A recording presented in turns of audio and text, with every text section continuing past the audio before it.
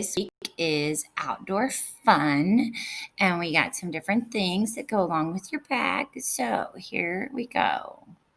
Your craft, you'll be making a campfire foil painting. I forgot to put the yellow paint in your bag. I completely forgot it.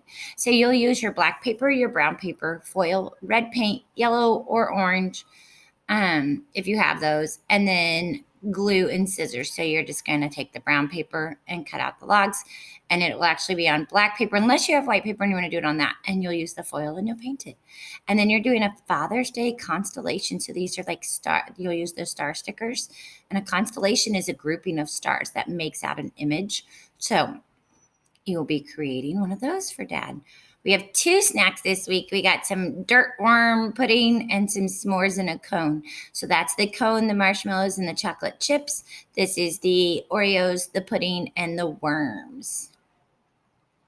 You do have a backyard scavenger hunt, so go out throughout your yard and see what you can find. There's leaves, something straight, something bumpy, seeds, something man-made, a sticker, twig, something you think is beautiful, see something that is alive, a flower, a feather, green, and something you can smell.